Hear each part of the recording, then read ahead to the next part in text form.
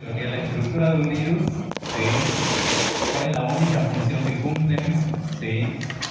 Y lo más importante, que nos importa a nosotros, es las enfermedades que producen. ¿Sí? Y cómo es el mecanismo de infección de los virus. ¿Sí? Me imagino que leyeron el seminario. Oye, profe. Quiero creer Que usted lo mandó, que tal vez. que lo mandé 4 días antes para que lo lean.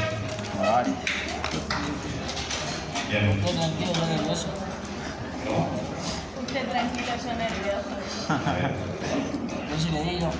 Sí, porque a partir de ahora voy un poquito rápido por el tema de que estamos en junio, solamente nos quedan 5 clases más, entonces viene el parcial, se viene no solo mi parcial, sino que los otros parciales de otras materias, así que vayan organizándose, vayan estudiando, vayan haciendo sus resúmenes, ¿sí? Y yo les recomiendo que vayan armando la carpeta, ¿sí? Porque lo que estén para promocionar, se lo voy a pedir la carpeta completa, con todos los trabajos prácticos y los seminarios. ¿Sí? Para que lo vayan haciendo, lo vayan teniendo, para que después en la última semana no estén como locos buscando los seminarios y completando. ¿Sí? Bien, y después les voy a pasar el tema de, para que busquen los parásitos. Sí, yo le voy a pasar la guía de cómo tienen que conservar los parásitos para que lo vayan buscando, para que lo tengan listo para la última clase de parasitología. ¿Sí? Bien, entonces comenzamos. ¿Alguna pregunta? No, bien. ¿Puedo pasar? Bien. Ahí en la diapositiva pueden ver algunas de las enfermedades, ¿sí? Como la gripe, el herpes, el resfrío, el coronavirus, el VIH, la varicela, sarampión, dengue, zika, chikungunya, hantavirus, ébola, rabia, viruela, parvovirosis, hepatitis, ¿sí? Que son todas enfermedades producidas por los virus, ¿sí? Son las enfermedades más comunes, seguramente tuvimos gripe, tuvimos resfriado, tuvimos COVID, ¿sí? Y son enfermedades muy frecuentes, ¿sí? Y que son causadas por los virus. Bien, ¿pueden pasar así? Ahora sí, ¿cómo pueden definir un virus? ¿Qué son los virus? Bien, en primera instancia es un microorganismo no celular, ¿sí? Pero ¿qué más en cuanto a la estructura? ¿Cómo lo pueden definir?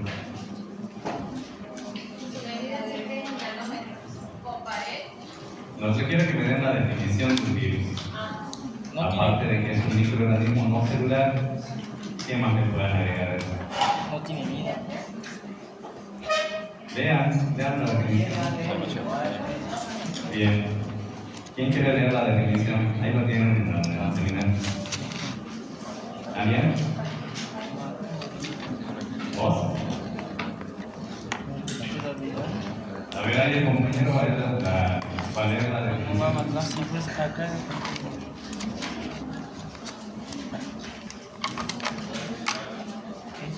Virus, partículas genéticas que contienen ADN o ARN rodeado de una estructura proteica denominada cápsid. Algunos poseen envoltura adicional, similar a una membrana lipídica y que se replica en el interior de las células como alrededores. ¿Qué es una característica? No celulares, su tamaño se mide en nanometros. Bien, entonces cuando ustedes tengan el examen final, y lo esté ahí, y le pregunten qué son los virus, se tienen que definir de esa forma. ¿Sí? Que son microorganismos celulares, que son partículas genéticas. ¿Por qué genéticas? Porque contiene material genético que puede ser ADN o ARN y va a estar rodeado, protegido por una cubierta Proteica de de proteína que se llama cápside o cápsida. Sí, en algunos libros aparece cápsida o cápside, ¿sí? Pero son iguales, ¿sí? Y a veces algunos virus poseen una estructura adicional que es la envoltura membranosa, que no está presente en todos los virus. ¿Sí? Generalmente esa envoltura está presente en virus que infectan a los animales. ¿Sí? Bien. ¿Y qué más? ¿Y qué se replica en el interior de las células? ¿Sí? Esa es una definición completa de lo que es un virus. ¿Sí? Es bastante sencilla la estructura de un virus, así que no se pueden confundir. ¿Sí? Bien. ¿Puede pasar? Bien, y la otra pregunta que se plantea, ¿sí? Ustedes seguramente leyeron, ¿sí? Y en el material le hace referencia sobre el debate científico en torno a si se le considera o no a los virus como seres vivos o no. ¿Sí? ¿Alguien me puede decir cuál será la respuesta correcta? ¿Tendrán vida? ¿No tendrán vida? No tienen vida. ¿O están en el intermedio, en el límite, entre lo vivo y lo no vivo? No están vivos. Sí, están en el intermedio. A ver los científicos que votan porque no son seres vivos. A decir bien, ahí va. Bien, una, dos. Y los que consideran que sí tienen vida los virus. Oye, ¿sabes? Es tu forma de pensar. Está intermedio. Y los que creen que están en el límite.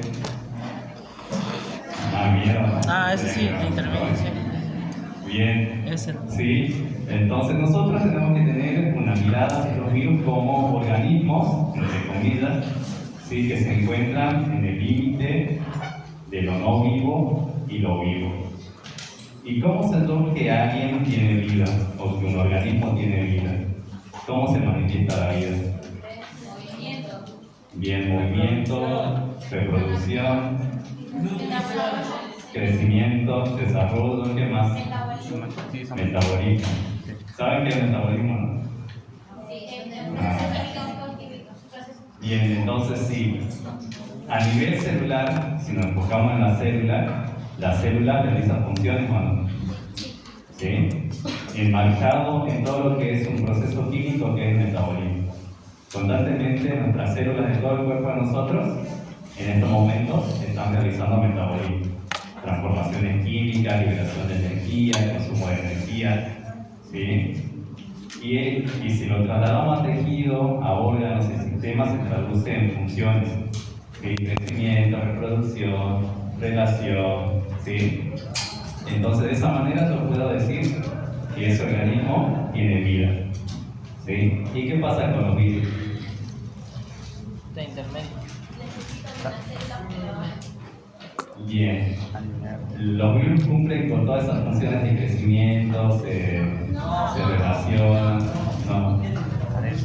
Bien, ¿y cuál es la única función que tienen los virus? Replicarse en la célula del huésped. Bien, la única función que tienen los virus es reproducirse, replicarse, pero siempre y cuando consiga una célula para poder hacerlo. Un huésped. Es el único momento donde se le puede considerar al virus que tiene vida. ¿Sí? En cambio, cuando el virus se encuentra fuera de la célula, es un material inerte, no tiene vida. ¿Sí? Bien, sería como una piedra. ¿Vieron que la piedra no tiene vida? Eso mismo pasa con el virus. Fuera de la célula no tiene vida, pero cuando infecta una célula, ahí se le puede considerar que sí tiene vida, ¿sí? Porque cumple con esa única función que es la replicación. ¿Sí? Entonces, ¿cuál es la única función que cumplen los virus? Siempre y cuando infecte o consiga una célula para realizar ese proceso. ¿Sí? Buenas noches al fondo. Lo que recién te diga. Bien. ¿Vamos bien hasta ahí? Sí, bien. Buenas noches. Buenas noches. Ustedes andaban paseando, ¿no? No sé qué le levantaba.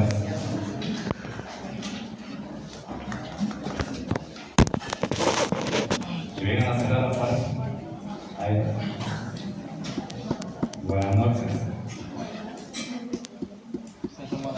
Bien, pues.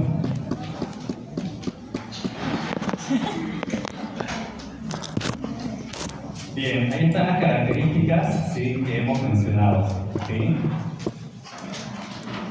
Bueno, se van a diferenciar de los eucariotas y de los procariotas porque no crecen, no tienen metabolismo y no se relacionan, ¿sí? ¿Qué significa que no se relacionan? ¿Qué piensan ustedes? ¿Pues ya se relacionan o no? Sí. El ser humano es por naturaleza es un ser social. Obviamente que siempre estamos interactuando. Sí, es imposible que un ser humano sobreviva aislado sin poder relacionarse con otro. ¿Sí? Entonces nos relacionamos ¿para qué? ¿Para tomar mate? ¿Para qué? Para satisfacer. Para interactuar, ¿no? Sí, para reproducirnos. ¿Sí o no? Parásita. Sí. Los virus no dicen, che, no le dicen al otro virus, che, vamos a tomar más. No le dicen, che, nos relacionemos. ¿Sí? Eso es lo que significa eso, así que no se relacionen. ¿Sí? Bien, ¿puede pasar?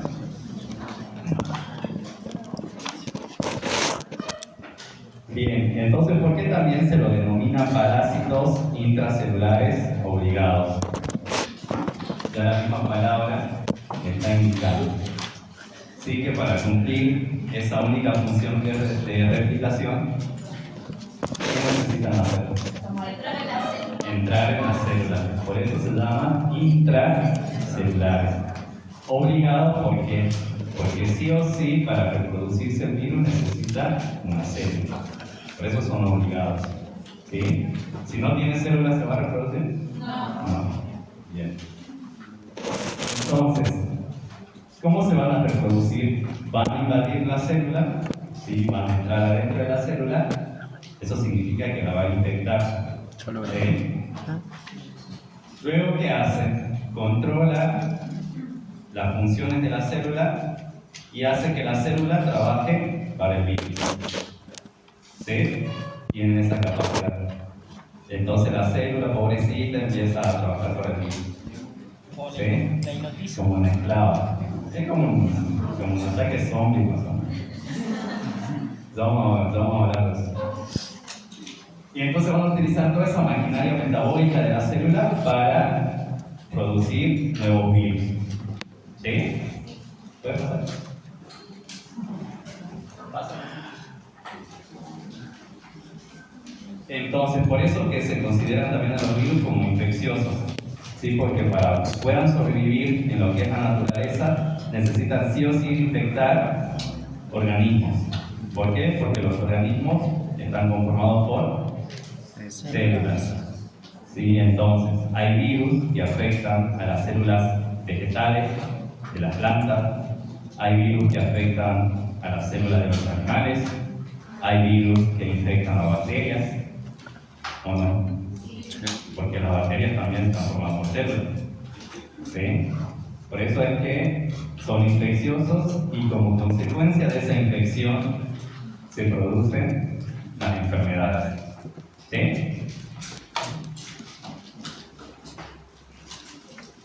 Sí, eso lo vamos a ver. Bien, en cuanto al tamaño, ¿sí? Son más pequeños que las bacterias, ¿sí? Y se emplea para poder observarlos lo que es el microscopio óptico, el electrónico, ¿sí? Que posee un poder de resolución mucho mayor que el microscopio óptico. ¿Y cuál es la medida del tamaño de los virus? Se mide en nanómetros. Bien. Bien, así brevemente veamos un poco de historia. ¿Sí? Obviamente que el microscopio electrónico se descubrió o se creó hace poco, en la década de 1930, hace poquito nada más. Entonces, en años anteriores, ¿sí? Sabían la existencia de enfermedades, pero no sabían quién era el agente causal porque nunca se lo pudo observar. ¿sí? Entonces, por el año 1800 y algo, ¿sí? Los científicos, ¿cómo se llamaban a los que causaban enfermedades? Bien, los llamaban como fluidos contagiosos. Y luego, un poco años más tarde, ¿cómo se empezaron a llamar a los agentes que producían enfermedades?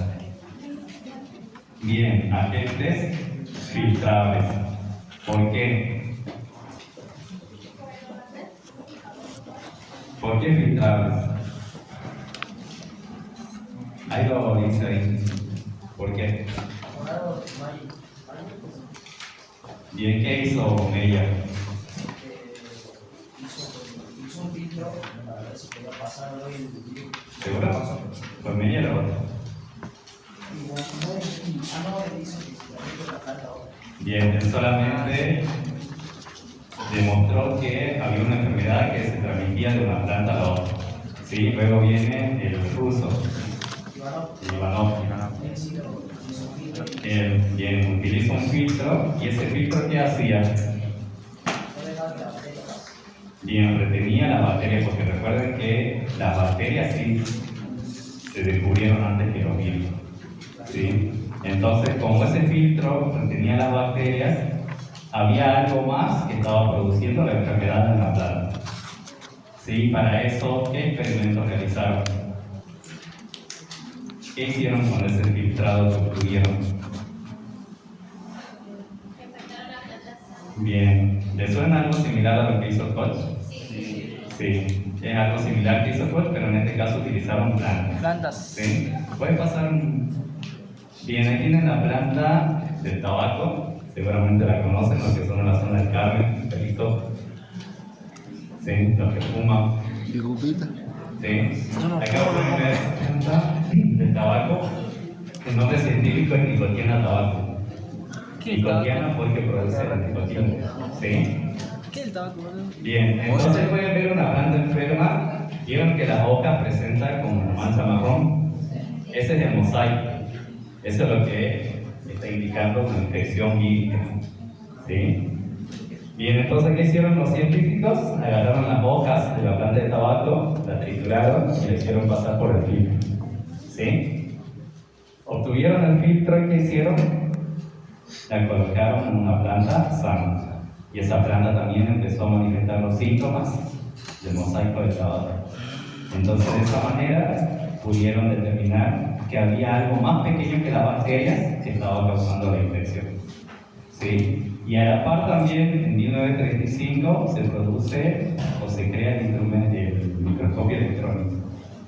Entonces, más la ayuda del microscopio electrónico, se pudo observar al virus. El virus es este, el que está acá en el fondo. Este de color verde, en forma cilíndrica. Entonces, de esa manera sí se pudo ver la estructura química y se pudo estudiar en detalle a los virus. ¿Sí? Y gracias a eso, luego, con la ayuda de la biología molecular, ¿sí? En 1983, descubrieron al VIH. Es reciente, fue hace poco. Y toda la mayoría de los virus recién los descubrieron a partir de 1930. El VIH, el SARS y el nuevo, el que salió en 2019, el SARS-CoV-2. Sí, así que constante, o sea, en la naturaleza los virus se originan constantemente. ¿Sí? Están ahí, están en todas partes los virus. ¿Sí? Pero hay ciertos virus, ¿sí?, que tienen la característica de poder infectar al ser humano. ¿Sí? Así que bueno, hay que prepararse para futuras pandemias. Bien. Eso lo dejé pasar. Bien, está claro, ¿no? Más o menos cómo es la historia del descubrimiento de los virus. ¿Sí? Bien. ¿Pregunta de parcial? No, no es pregunta. De examen final, sí. Bien. Ahora la pregunta, ¿quién es Ivanov? Así directo. Bien. En cuanto a los nombres de los virus, ¿sí? En cuanto a lo que es la nomenclatura, Vimos que los animales, las plantas, las bacterias, ¿sí? Se rigen por lo que es la nomenclatura binomial. ¿Sí? Vieron que los nombres científicos están formados por el género y la especie. ¿Sí? En cambio, los virus, eso no sucede. ¿Sí? Tiene un sistema de clasificación diferente. Generalmente, cuando se nombra un virus, ¿sí? El nombre hace referencia, por ejemplo, a la estructura del virus, a la forma que presenta. O bien, el nombre puede indicar el tejido que va a infectar el virus, ¿sí? También las enfermedades que producen los virus, ¿sí? La localización geográfica, es decir, el lugar donde fueron descubiertos los virus. ¿Qué más? A la lengua, al idioma. Sí, ahora vamos a ver algunos ejemplos. ¿Sí? ¿Puede pasar? Bien, picornavirus. ¿Sí? Ese nombre, picornavirus, está indicando que pico significa pequeño. ¿Sí? Y RNA significa ácido ribonucleico. Entonces son pequeños virus de ácido ribonucleico. Dentro de este grupo de los picornavirus, que son los virus más pequeños, encontramos a este otro ejemplo, que es el rinovirus. Ya la misma palabra le está indicando rino. ¿Afectan a los rinocerontes? No. Rino. Cuando le digo rino, ¿qué se imaginan? La nariz. Sí, entonces este nombre está haciendo referencia al tejido que infecta este virus. ¿Sí? Entonces infecta la nariz, todo lo que es el tracto respiratorio superior. ¿Quién será él? ¿Qué causará este virus? ¿Cómo? Bien, el resfriado común. ¿Sí? Ese es el famoso causante de que constantemente estemos resfriados. ¿Sí? ¿Y cuál será el motivo por el cual siempre estamos resfriados? ¿Defensa Cada bajas? 2 por 3. ¿Defensa baja? Bien, está relacionado con la defensa. ¿Va evolucionando? Sí. ¿Qué quieres? Bien, va evolucionando. ¿Qué más?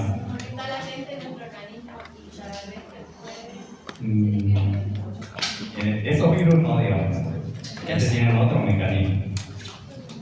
¿Será por el frío, por el calor? Sí, el cambio de clima, profe. ¿Será por...? El clima, profe. Tanto calor como. Va por ahí más. Cambio de clima. Sí, cambio de clima. ¿Por el frío será? Sí, profe. Me baño y salgo así con todo. ¿Será el frío el causante de los resfriados? Sí, profe. Cambio de clima, cambio de temperatura. Cambio de temperatura. Entonces, ¿por qué existen los resfriados en época de calor, en el verano? No, el resfrío, sí, que le quede bien claro, no es a causa de la temperatura ni los cambios de clima. ¿Sí? ¿A qué se debe? Acá el compañero dijo de la evolución. ¿Saben? Buenas tardes. Buenas. Bien, porque ¿saben cuántos tipos de rinovirus existen? Un Infinito. poquito más de 20. 25. Más. Sí. Generalmente siempre surgen nuevas variantes de rinovirus. Sí, se habían contado en total más de 40. Ahora creo que son más. Sí, así que calculen que son más de 100 tipos de rinovirus. Es por ese motivo que nosotros nos enfermamos constantemente. ¿Por qué? Porque, por ejemplo, si viene un rinovirus del tipo 1, nos resfriamos, el cuerpo genera las defensas. ¿Sí? Pero no va a generar defensas para los otros tipos.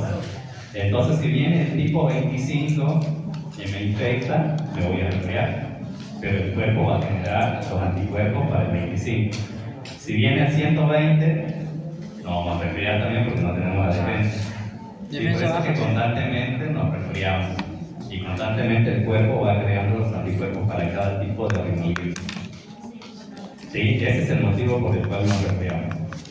Y no es por el frío, ni por el calor, ni por el cambio de temperatura, ni de eso. ¿Sí? Así que hagan la prueba y bañense con agua fría. Cuando haga 5 grados vamos a hacer. Y van a ver cómo va a mejorar su sistema inmunológico. No para agarrar hipotermia, profesor.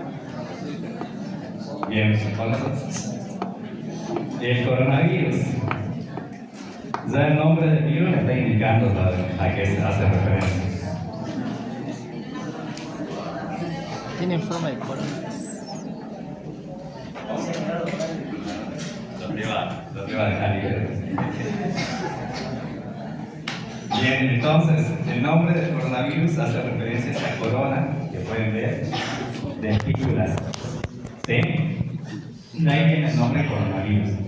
Dentro de esta familia de coronavirus se encuentra el SARS, que produjo una pandemia en el 2003, y este nuevo, el SARS-CoV-2, causante del COVID-19. Entonces, el nombre del virus es SARS-CoV-2 y la enfermedad COVID-19. Sí, para que hablen con propiedad. ¿Sí? Bien. Acá también tenemos otro ejemplo de un virus que el nombre hace referencia a la forma, en este caso, que presenta el virus. ¿Qué forma presenta? Una forma de bala. ¿Sí? Por eso que recibe el nombre de ratovirus. ¿Sí? Y además, aparte de esa forma de bala, rato en griego significa rabia. ¿Sí? Y bueno, Rapto de tiene el Rambo. virus de la rabia. ¿Sí? Que vamos a hablar un poco cuando pasamos al último punto del seminario. El togavirus. Dentro del togavirus se encuentra el virus de la rubiola. ¿Sí? Acá toga es un vocablo griego que significa túnica, que es esa cubierta que recubre al virus. ¿Sí?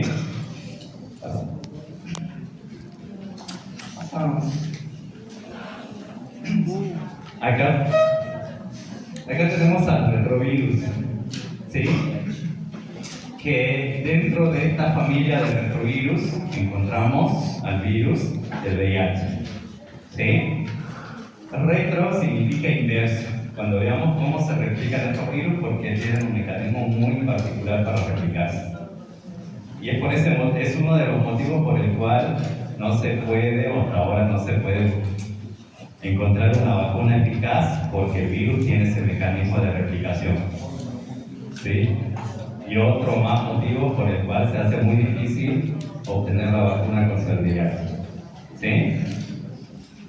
Y este nombre del VIH hace referencia obviamente a la enfermedad virus de la inmunodeficiencia humana. ¿Sí? Bien, acá Coxsackie virus se hace referencia a una ciudad de New York, ¿sí? Que es la ciudad de Coxsackie, ¿sí? Donde fueron aislados por primera vez. ¿Sí? Buenas noches, Martín. Entonces, en esa ciudad se descubrió por primera vez.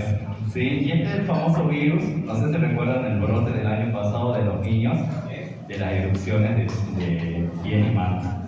¿Sí? Este es el causante, el virus Coxsackie. ¿Sí? Bien. Mi mamá. Bien, el virus del ébola. En este caso, el nombre del virus hace referencia a la localización geográfica donde fue descubierto este virus. ¿Sí? Entonces, ébola recibe el nombre del río Ébola, ¿sí? Cerca de la aldea donde se descubrió el virus, donde se lo detectó por primera vez. ¿Sí? Que fue en la República Democrática del Congo, en África. ¿Ah? Sí. Estaba en el seminario. ¿Cuál era el motivo por el cual agregaban color alemán? Para que fuera más activo. Para que les llame la atención, pero generalmente blanco y negro. ¿Sí? Bien.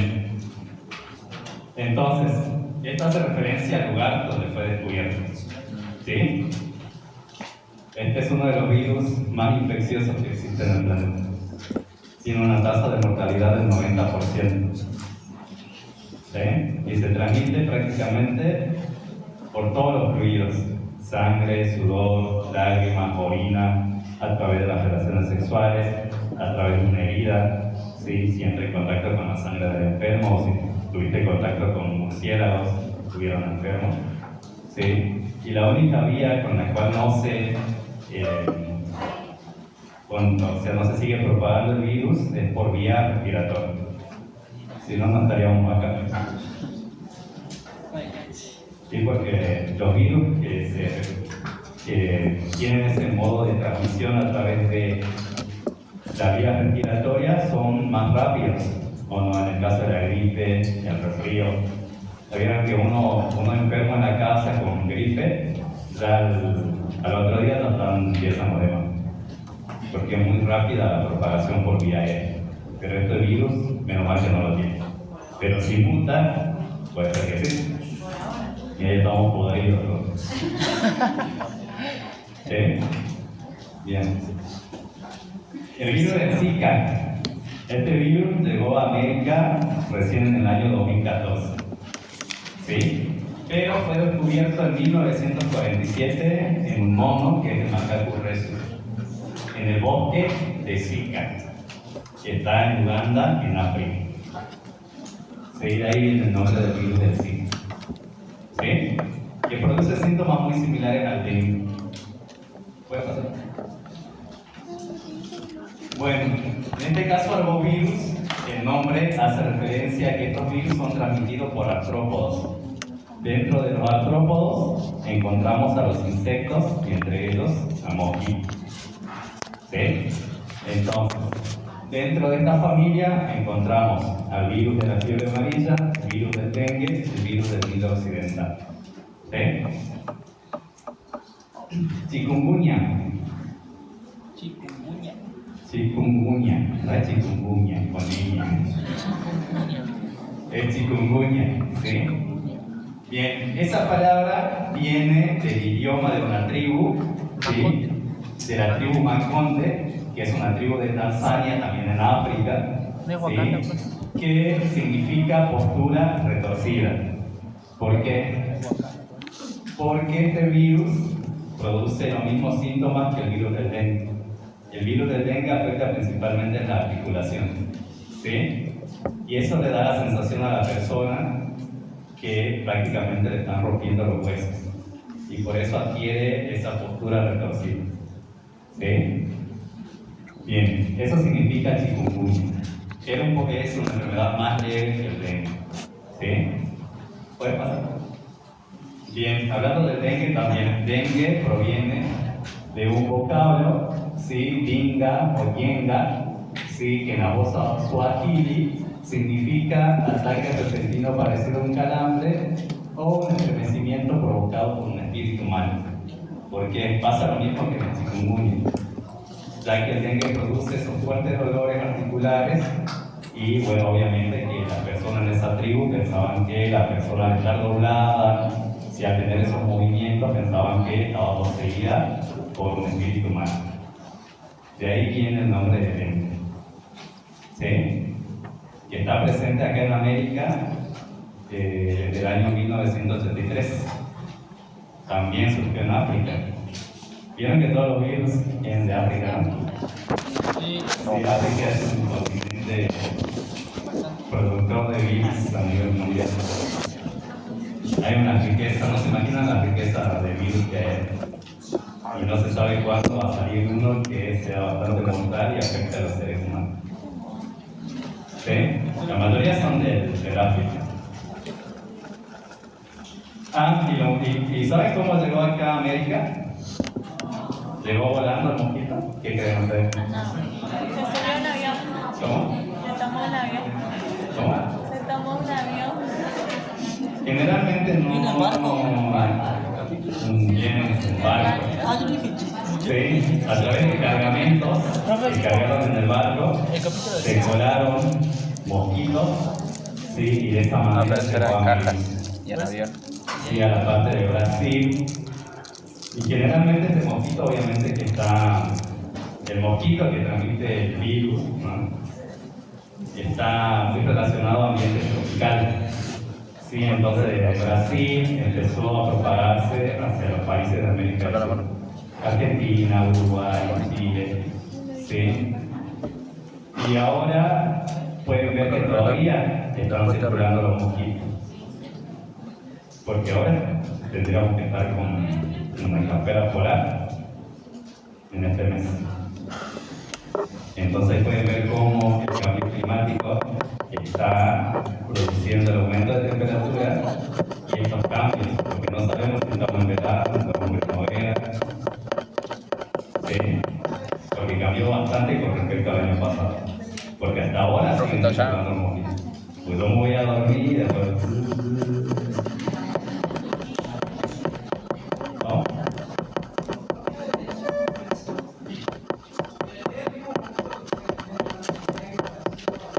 Sí, el mismo.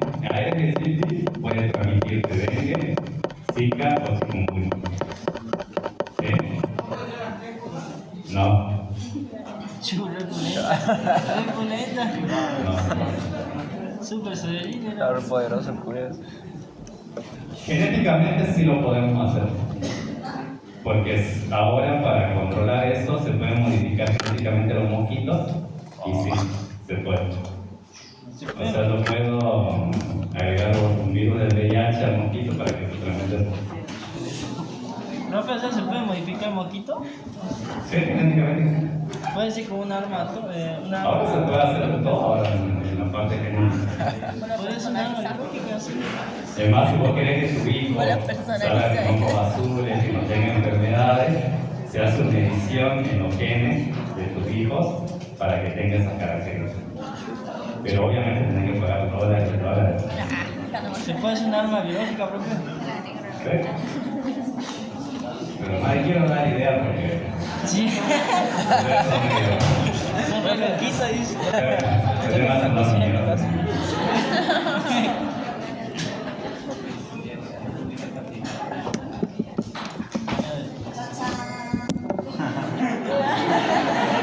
Un punto más. Ahora voy a ver en otra cosa. No dijo que iba a ser privado, ¿no?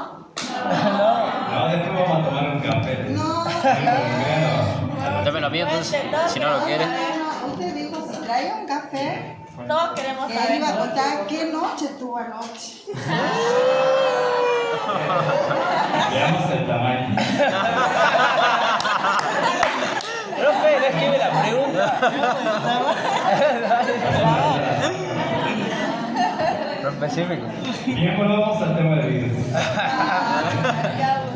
Que para eso me están pagando para enseñar. No, Para la de fin de semana. Nosotros le pagamos para ver. Una hueá, bien, ¿no? ahí pueden ver, ¿qué será esto? Una cola de un ratón. Una cola de batata. ¿Un gusano? ¿Qué es? Un pelo. Es el pelo Pelo humano. humano. ¿Qué nos ven? Ah,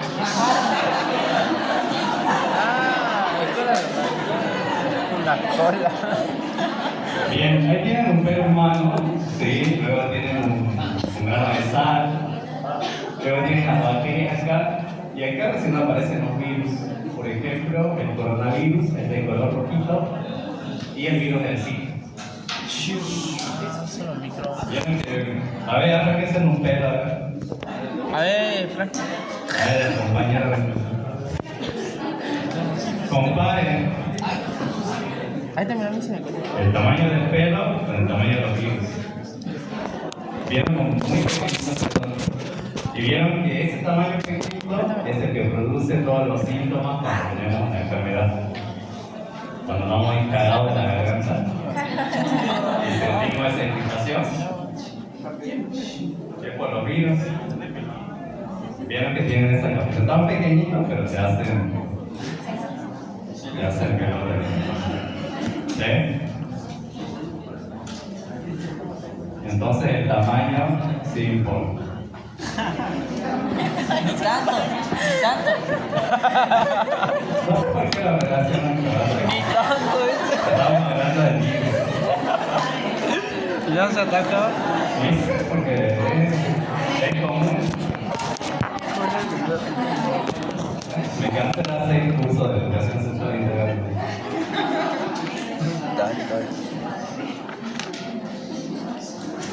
No, porque yo me capacité en educación sexual integral varios años.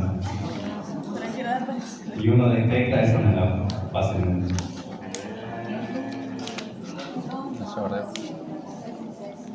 Que no sé por qué están haciendo las cosas. Bien, entonces, en cuanto al tamaño, ¿sí?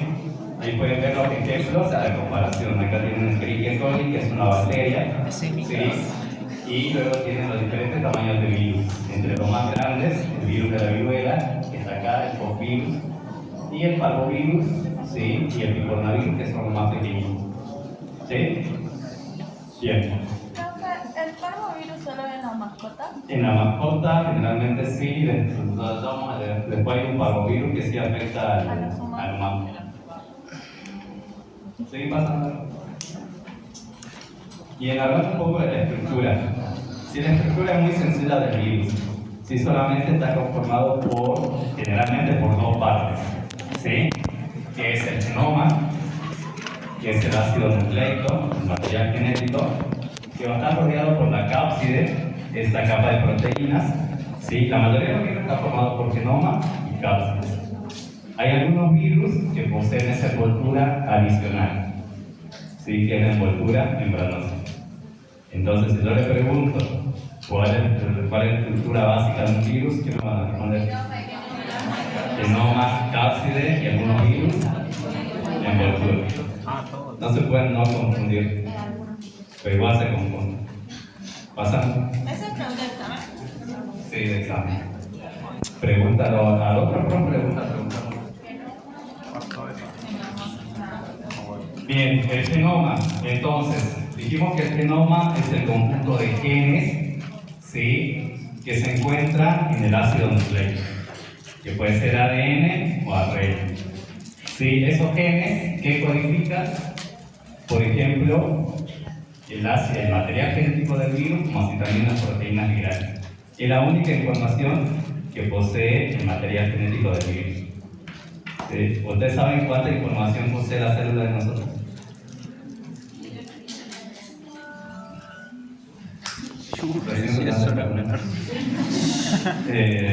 ¿Fueron a la biblioteca? A ver, si fueron nunca fueron a la biblioteca. Qué buena biblioteca. Agustín dice que sí. En internet ¿Qué hay en la biblioteca? Libros. Sí. Entonces, toda la información de nuestro ADN, ¿sí? Que está dentro del ADN, equivale a una biblioteca con todos esos libros. Entonces, vean la gran cantidad de información que posee nuestro ADN. Sí, que se la puede encontrar en todos esos libros que forman una biblioteca. En cambio, el virus solamente posee poca información, solamente para formar su ácido y para formar su proteína. Sí, bien. Eso también puede ser de ADN o ARN, pero nunca vamos a encontrar los dos juntos. ¿Sí? Bien. La cápside es una estructura de proteínas, es bastante rígida, ¿sí? Y esas unidades, esos circulitos amarillos que pueden ver, son los capsómeros. Esos capsómeros se van uniendo, se van ensamblando y forman la cápside, que va a proteger el material genético. Nada más, simple y sencillo. No le estoy complicando la vida con la parte de química. Sí, entonces, la cápside está compuesta de proteínas. Bien, la pongo muy bien fácil. Vuelvo un ratito. ¿Saben lo que hacen en el parcial? Ponen genoma, bien, y acá ponen cápsula. ¿Quién tiene cápsula? La bacteria. Y cuando voy a corregir la parte de bacterias, ponen cápside y no ponen cápside. Si no le dije, tienen que saber diferenciar porque un virus es igual que una bacteria. No. Y el virus solamente posee esas partes, así que muy difícil se puede confundir con una bacteria. ¿Ok? pero igual se confunde. Y ahí se ganan tremendos que se van a lograr. Usted es malo, trofeo, usted es muy malo. Para el cáncer. Le voy a hacer nota para hacer otra vez. ¿Y cómo pretenden aprobar si no saben? Cosas básicas. Básico del básico que es el producto. Y de ahí se ignoran del profesor. Ay. Bien. Y esta estructura adicional que es la envoltura, que solamente poseen algunos virus. ¿Sí? Generalmente los virus que poseen envoltura membranosa son los virus que infectan a células animales. ¿Por qué será? Porque esa envoltura proviene de dónde. Si decimos que es una envoltura membranosa lipídica, con hidrato de carbono, con proteína, ¿de dónde viene? De la membrana plasmática, de la célula que infecta. ¿Sí? Por eso es que estos virus infectan sí o sí a los animales, porque requieren esa envoltura que la sacan de la membrana plasmática de nuestra célula. ¿Sí? Y nada, a ver.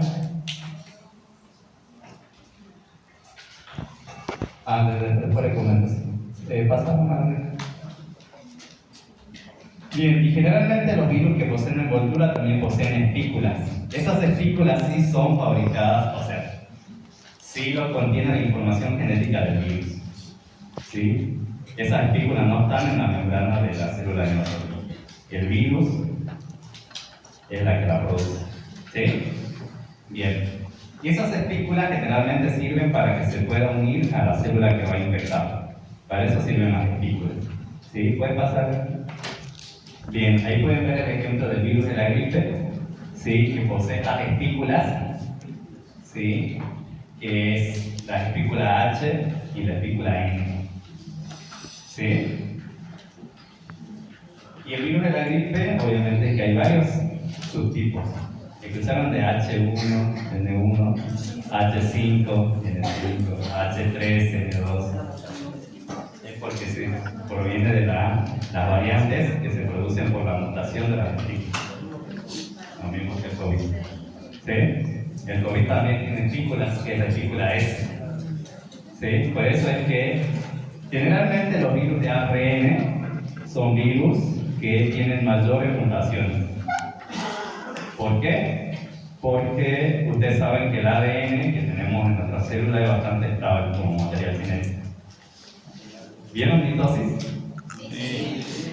¿Saben que qué necesita hacer la célula para pasar la misma información a la célula misma? ¿Qué hace con su material genético? Pero sí se divide, pero ¿qué necesita para repartirle la misma información genética a sus células hijas? ¿Qué necesita hacer con su material genético? Replicarla. Tienen que hacer copias para que las células hijas tengan la misma información que la célula madre. Ustedes saben que constantemente las células del cuerpo están en mitosis, excepto las neuronas que no tienen mitosis. Por eso que cuando se produce un daño en el tejido cerebral no se regenera, porque no tienen esa capacidad de... Es como que están dormidas las neuronas. Desactivan esa parte de mitosis, por eso es que no se dividen. Así que no tomen alcohol. ¿Sí? Qué bueno. Bien, entonces, la célula, la que sí realiza mitosis, por ejemplo, la célula de la piel, que se renueva constantemente se está replicando su material genético. ¿Qué pasa cuando uno sacamos copia?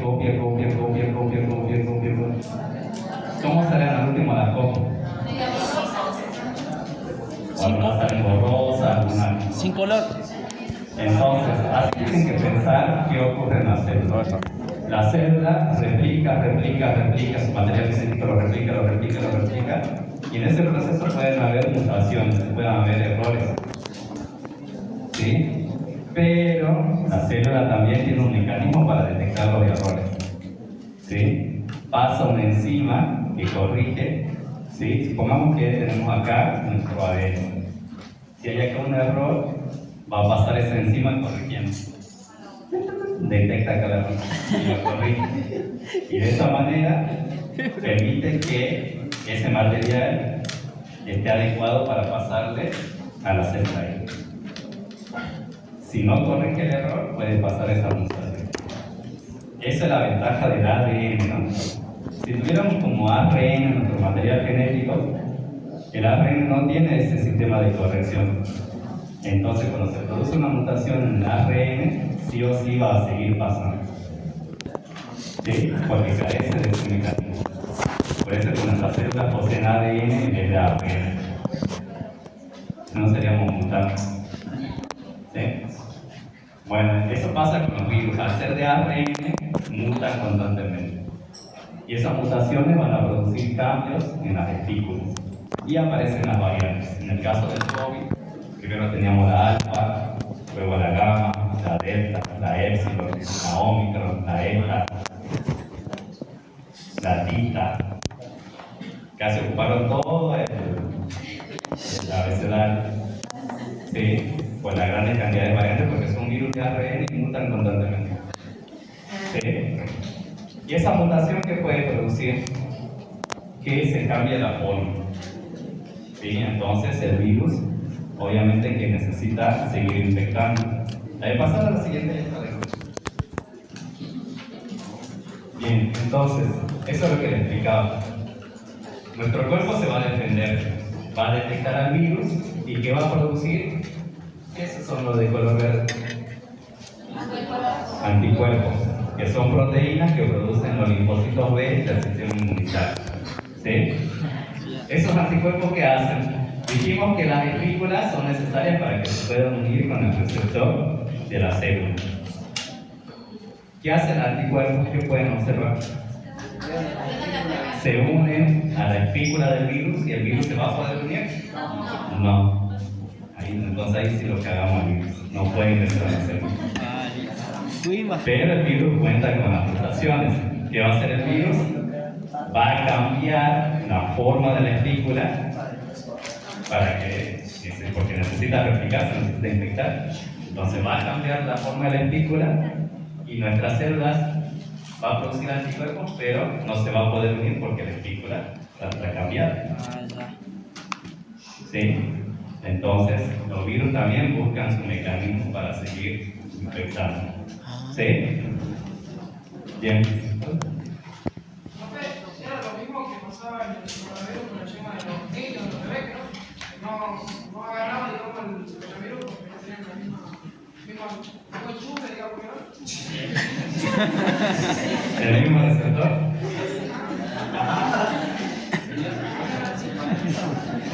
No,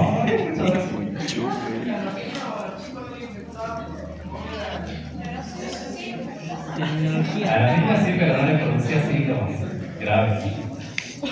O eran asintomáticos generalmente. Bien, ¿sí pasa todo? ¿Sí pasa? Está bien, vale. Obviamente que los virus también van a presentar diferentes formas, ¿sí? Tenemos la forma helicoidal porque tiene forma cilíndrica, ¿sí? ¿Sí pasa? Acá tenemos el virus del mosaico del tabaco, que posee esa forma cilíndrica.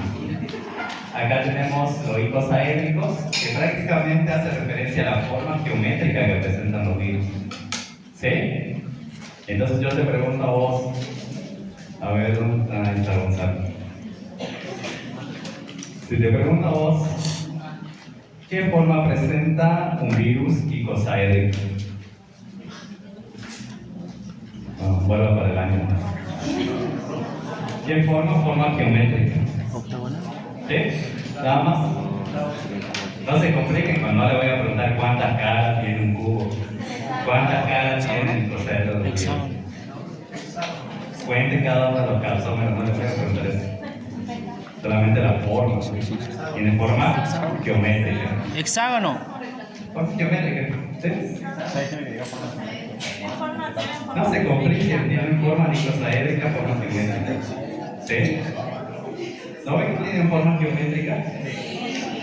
Con eso ya está. Indistintamente que sea un hexágono, un pentágono, un cuadrado, tiene forma geométrica, nada más. De usted que a usted le gusta complicarse, ¿no? Ah, qué más. Complicado, ¿verdad? Y con envoltura son virus, obviamente, que tienen esa envoltura membranosa, nada más. Así de simple y sencillo. Y los complejos que presentan esa forma característica, bien. Y acá tenemos a los bacteriófagos, que la misma palabra les está indicando que van a infectar a las bacterias. ¿Sí? Bien. Tienen esa forma muy particular, bastante. ¿Volvemos a hacer? ¿Ah? Sí se utiliza en la terapia génica.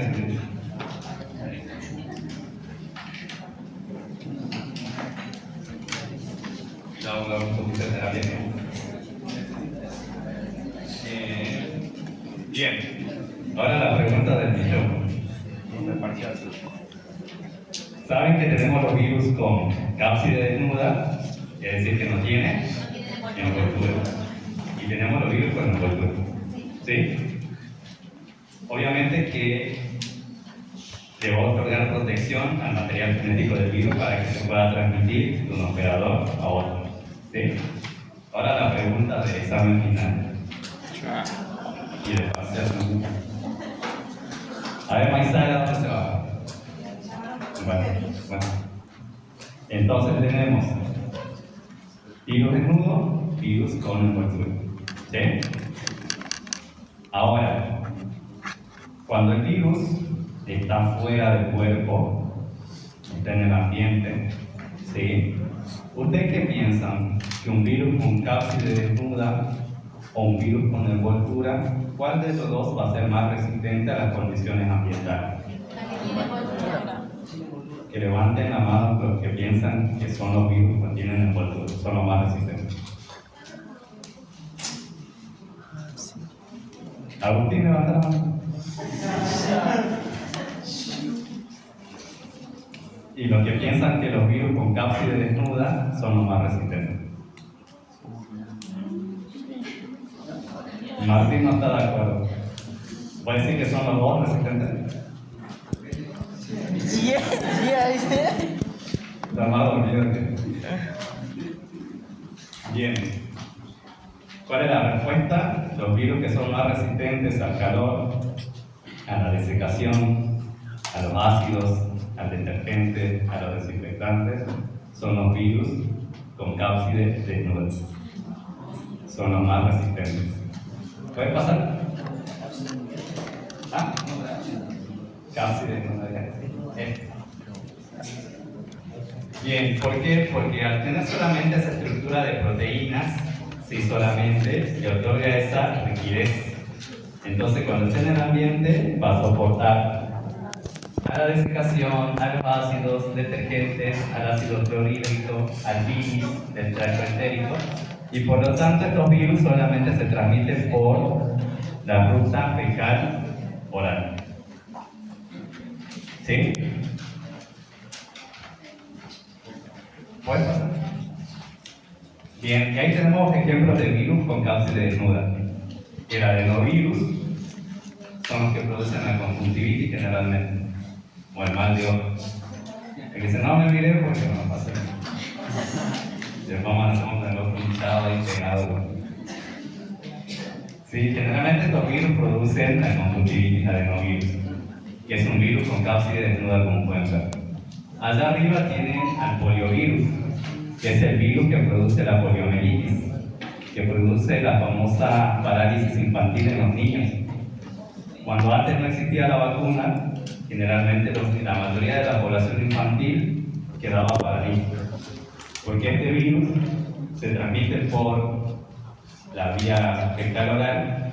Cuando llega al intestino, pasa a la sangre, de la sangre pasa a los ganglios linfáticos y de ahí pasa al sistema nervioso, donde se replica el virus. Al replicarse en el sistema nervioso va a dañar la médula y los nervios, y eso produce la parálisis. Sí, porque cuando no existían las vacunas contra la polio, la mayoría de la población infantil quedaba en silla de ruedas o tenía que usar muletas, o algunos quedaban postrados en cama. ¿Sí?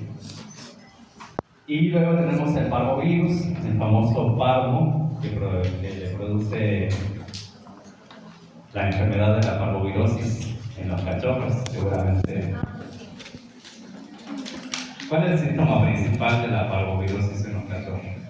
La deshidratación. Bien, esa deshidratación grave, ¿qué más? Ya tiene diarrea. Diarrea, pero ¿cómo es el aspecto de esa diarrea? Líquida, sangre, con sangre. Obviamente líquida. Bien, es sanguinolenta. Quiero que es de color rojo.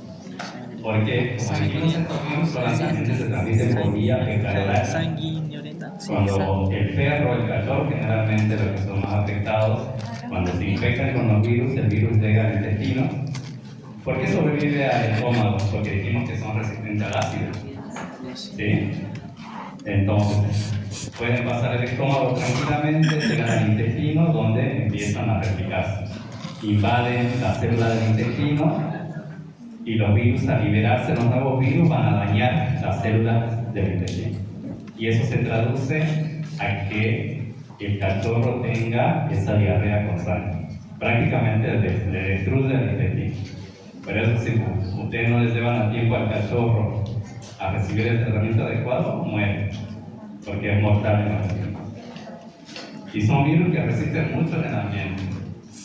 Generalmente, cuando un cachorro tiene parvovirus en la casa, por más que uno lave con lavandina, que utilice calor y desinfectante y todo lo demás, no va a poder eliminar el virus del piso o del suelo. ¿Sí? Porque son bastante resistentes. ¿Por qué? Porque son virus con cápside de flor. ¿Sí? Bien. ¿Vamos bien hasta ahí? ¿No se perdieron?